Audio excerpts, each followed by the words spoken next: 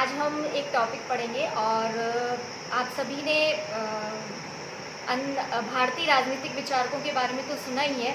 जैसे अपने बहुत से आप जानते हैं, तिलक हैं, गांधी हैं और लेकिन आज हम जो बात करने वाले हैं वो है पाश्चात्य राजनीतिक चिंतन की। पाश्चात्य राजनीतिक चिंतन में जो शुरुआत होती है वो यूनान से होती है और यूनान के अंदर आपने एक बहुत ही फेमस नाम सुना है सुकरात का। सुकरात के शिष्य हैं प्लेटो के शिष्य हैं अरस्तु। इस तरीके से यूनान में एक परंपरा चली है और इस परंपरा के अंतर्गत अगर हम देखें तो सुकरात को एक राजनीतिक चिंतक होने के साथ ही साथ एक दार्शनिक भी मुख्य रूप से माना जाता है। तो इसी एक परंपरा से हम शुरू करेंगे और इसके बाद यूनान से ये चीज़ शुरू होती है। फिर बाद में इसमें ब्रिटेन के और अन्य देशों के विचारक भी इसमें जुड़ते हैं। लेकिन सबसे पहला प्रश्न ये है कि यूरोप में यूनान एक छोटी सी जगह है, वहाँ से ये चिंतन क्यों शुरू हुआ, कोई किसी बड़े देश में शुरू क्यों नहीं हुआ? तो इसका जो कारण है वो ये है कि इस चिंतन को पनपने के लिए कुछ ऐसी परिस्थितियाँ होनी चाहिए जिसमें आज़ादी होनी चाहिए अपनी बात को अभिव्यक्त करने की और उदारवादी चिंतन होना चाहिए। तो ये सब ग्रीक के अंदर मौजूद था क्योंकि वहाँ लोकतांत्रिक व्यवस्था थी, तो वहाँ से ये चीज़ शुरू हुई और इसके साथ में आगे वहाँ साहित्य, कला, संस्कृति इन सबका भी विकास यूनान में उस समय हुआ। तो आपके जो मतलब हमको पढ़ना होता है, मुख्य रूप से प्लेटो से पढ़ना होता है क्योंकि सुकरात को हम एक दार्शनिक के रूप में देखते हैं। लेकिन प्लेटो पढ़ने से पहले सुकरात के बारे में जानना जरूरी होता है। सुकरात एक बहुत ही ज्ञानी और व्यक्ति थे जो कि विश्व के पूरे इतिहास में स्मरणीय हैं और हम सभी जानते हैं कि उनको जहर का प्याला दिया गया था मृत्युदंड के रूप में और उन पर आरोप था कि उन्होंने जो युवा पीढ़ी है उसको भ्रष्ट किया है। ये आरोप वहाँ के शासकों द्वारा लगाया गया था। लेकिन जो असलियत थी वो असलियत ये थी कि उन्होंने वहाँ की युवा पीढ़ी को पथ प्रदर्शन किया था और उसको सही ज्ञान प्रदान किया। तो इस आरोप में उनको सज़ा दी गई और सुकरात का जो एजुकेशन देने का जो तरीका था बहुत ही शानदार तरीका था। वो युवाओं को कहीं भी किसी भी जगह किसी पेड़ के नीचे या कहीं भी इकट्ठा कर लेते थे और उनसे प्रश्न उत्तर करते थे। उनकी शैली जो थी वो द्वंद्वात्मक शैली थी और तर्क वितर्क की शैली थी। तो इस द्वंद्वात्मक और तर्क वितर्क की शैली के तरीके से वो युवाओं के जो भी प्रश्न होते थे उनको सत्य की खोज की तरफ ले जाते थे, क्योंकि जो सत्य की खोज है वही सुकरात का एक असली मकसद था। तो ये तर्क वितर्क और ये द्वंद्व की जो पद्धति डायलेक्टिकल मेथड इसको बोलते हैं और ये सुकरात के द्वारा शुरू की गई, बहुत ही प्रसिद्ध हुई। युवा उनके फ़ैन हो गए, एक तरीके से कहना चाहिए। ये चीज़ वहाँ के शासकों को पसंद नहीं आई और हालांकि वहाँ लोकतंत्र था, लोकतंत्र के शासकों को के कान भरे गए और इन सब कारणों से सुकरात पर मुकदमा चला।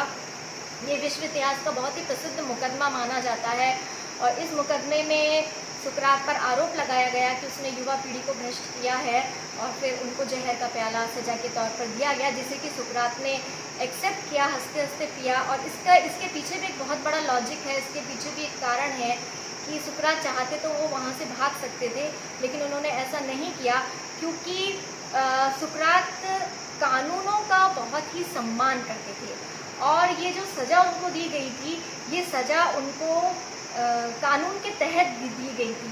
तो उनका ये चिंतन था कि यदि आज मैं हालांकि ये चीज़ गलत है कि ये सज़ा दी गई है, लेकिन आज यदि मैं इस कानून का उल्लंघन करता हूँ तो आने वाले लोग कानूनों का उल्लंघन करेंगे और ये कहेंगे कि सुकरात ने भी तो किसी समय में कानून का उल्लंघन किया था। तो सुकरात कानूनों का बहुत सम्मान करते थे और इसी कारण से उन्होंने जहर का प्याला पिया। यहाँ से अब जब हम आगे बढ़ते हैं तो हम प्लेटो पे आते हैं। जितना सम्मान सुकरात ने कानूनों का किया उतना ही विरोध प्लेटो ने कानूनों का किया और वो इसका कारण यही था कि प्लेटो ने देखा था अपने गुरु को साक्षात किस तरीके से गलत निर्णय के कारण उसके गुरु को जहर पीना पड़ा। तो इसलिए प्लेटो जस्ट जो लॉ है, जो कानून है, उनके विपरीत उनका चिंतन हुआ और उन्होंने एक पुस्तक लिखी रिपब्लिक। और प्लेटो की जो रिपब्लिक पुस्तक है उसके अंदर उन्होंने कानूनों की जगह एक दार्शनिक शासक की अवधारणा प्रस्तुत की। प्लेटो की रिपब्लिक एक आदर्श राज्य की स्थापना करती है जिसका शासक दार्शनिक शासक होता है और जो कानूनों के हाथों से बंधा हुआ नहीं है। तो प्लेटो कानूनों का विरोध इसलिए किया क्योंकि उसने सुकरात को जहर पीते हुए देखा। और साथ ही प्लेटो एक और चीज़ यहाँ पे हुई कि वो लोकतंत्र के विरोधी भी हो गए, क्योंकि लोकतंत्र के शासकों ने सुकरात को ये सज़ा दी थी। तो प्लेटो के लिए ये जो उनका चिंतन पनपा वो परिस्थितियों के तत्कालीन परिस्थितियों के कारण पनपा। प्लेटो ने ना तो लोकतंत्र का समर्थन किया और ना ही कानूनों का समर्थन किया। तो ये चीज़ जब हम रिपब्लिक उनकी देखते हैं, उनकी एक बहुत ही फेमस पुस्तक है, तो उस रिपब्लिक के अंदर न्याय की स्थापना वो करना चाहते हैं और न्याय की स्थापना से एक आदर्श राज्य की स्थापना करना चाहते हैं। लेकिन उसकी जो बागडोर है वो कानून की किसी किताब के हाथ में या संविधान के हाथ में नहीं है, वो एक दार्शनिक शासक के हाथ में है। एक ऐसा शासक बहुत ज्ञानवान होना चाहिए, विवेकवान होना चाहिए और वो शासक जो निर्णय करे वो उसके तहत वो आदर्श राज्य संचालित होना चाहिए। उस आदर्श राज्य में न्याय की स्थापना होनी चाहिए। न्याय का मतलब ये रहेगा कि प्रत्येक व्यक्ति अपना निर्धारित कार्य करे, जो गुण उसके अंदर विद्यमान है उसके अनुसार वो कार्य करे। जैसे मान लीजिए यदि उसमें इच्छाएं हैं या क्षुधा है तो वो उत्पादन का काम करे, अगर उसमें साहस है तो वो सैनिक का कार्य करे, और उसमें यदि विवेक है तो वो शासक वर्ग का कार्य करे।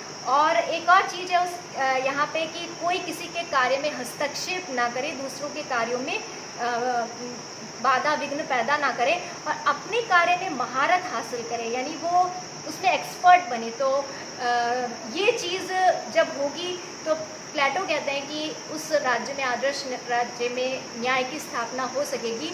और दार्शनिक शासक वही होगा जो बहुत ज्ञानी होगा, पढ़ा लिखा होगा, और साथ में उसकी एक और शर्त है कि उसके पास परिवार और संपत्ति, ये दोनों चीज़ें नहीं होनी चाहिए। क्योंकि प्लेटो की मान्यता है कि दो ऐसी बाधाएं हैं जो शासक और सैनिक वर्ग को भ्रष्ट कर सकती हैं, और वो दो चीज़ें हैं परिवार और संपत्ति, क्योंकि इससे व्यक्ति मोह माया में फंस जाता है। तो प्लेटो का दार्शनिक शासक परिवार विहीन और संपत्ति विहीन है और ये शासक शासन करता है। लेकिन ये एक बार्कर ने प्लेटो की रिपब्लिक के लिए कहा है कि ये बादलों में स्थित नगर है, ऐसा शासक ढूंढना। और फिर चूँकि प्लेटो ने इसको तैयार करने के लिए एक बहुत ही बड़ा एजुकेशन सिस्टम भी दिया है जिसके तहत उसको तैयार किया जाता है। उसको 50 साल तक पढ़ाया जाता है, 35 साल तक की उसकी, 35 ईयर्स तक की उसकी सैद्धांतिक शिक्षा होती है, उसके बाद की शिक्षा उसकी व्यावहारिक शिक्षा होती है। तो इतने लंबे समय तक उसको पढ़ाया जाना या उसको करना, ये भी एक बहुत ही कठिन प्रोसेस है। लेकिन एक शिक्षा व्यवस्था प्लेटो ने दी है और जिसके तहत वो आगे बढ़ते हैं। लेकिन ये सब प्रैक्टिकल में, व्यवहार में कितना कामयाब चीज़ें होती हैं, इस पर प्रश्न चिन्ह है। क्योंकि सिद्धांतिक रूप में तो ये चीज़ें देखने में तो अच्छी लगती हैं, लेकिन व्यवहार में ऐसा शासक ढूंढना, फिर उसको तैयार करना और फिर उसके वो भ्रष्ट ना हो जाए, ये सब चीज़ें देखना, तो व्यवहार में ये सब नहीं हो पाया। प्लेटो ने कोशिश भी की अपने एक शिष्य को आदर्श शासक बनाने की, लेकिन ये उसमें सफल नहीं हो पाया। तो बाद में प्लेटो ने एक पुस्तक लिखी जिसका नाम है द लॉज, और द लॉज के अंदर आधे अधूरे मन से प्लेटो ने कानूनों के महत्व को स्वीकार किया। एक और पुस्तक लिखी प्लेटो ने, द स्टेट्समैन, वहाँ पे जाकर के थोड़ा सा लिबरल हुए। ये वृद्धावस्था की पुस्तकें हैं उनकी, लेकिन अभी भी उनका जो दिल है, वो उनका जो दिमाग है वो रिपब्लिक में ही बसा हुआ है। तो हालांकि परिस्थितियों के कारण उन्होंने द लॉज, स्टेट्समैन के अंदर कुछ अपनी चीज़ों से समझौता किया, कानूनों को कुछ मान्यता दी, शिक्षा व्यवस्था में भी कुछ चेंजेस किए। लेकिन अगर हम प्लेटो को जानते हैं तो वो रिपब्लिक के नाम से ही जानते हैं, और उसकी तरफ यदि हम बढ़ नहीं सकते, लेकिन उसमें कुछ मूलभूत सत्य है। और वो सत्य ये है, सबसे महत्वपूर्ण सत्य जो प्लेटो ने उसमें बताया ये है कि राजनीतिक शक्ति और आर्थिक शक्ति यदि एक जगह इकट्ठी हो जाती है तो वहाँ पे भ्रष्टाचार पनपता है। और इसी कारण से उसने राजनीतिक शक्ति को दार्शनिक शासक के हाथ में रखा और आर्थिक शक्ति को उत्पादक वर्ग के हाथ में रखा। ये प्लेटो की एक बहुत नई बात थी और प्लेटो की इस बात से भी इनकार नहीं किया जा सकता कि जो शिक्षा व्यवस्था है वो उम्र के हिसाब से होनी चाहिए और उसके अंदर हर चीज़ का ध्यान रखा जाना चाहिए, साहित्य का, संगीत का, सैनिक शिक्षा का, दार्शनिक शासक का। ये भी एक बहुत ही अच्छी बात है। इस बात से भी हम इनकार नहीं कर सकते कि हमारे शासक विवेकपूर्ण और ज्ञानी होने चाहिए। तो ये बातें प्लेटो ने अपनी रिपब्लिक में कही। आज से लगभग 3000 साल पहले की ये बातें हैं जो आज भी हमारा मार्गदर्शन करती हैं। इसलिए हमें प्लेटो की रिपब्लिक, सुकरात, इन सबको पढ़ना चाहिए और यहाँ से हमें बहुत सा मार्गदर्शन प्राप्त होता है।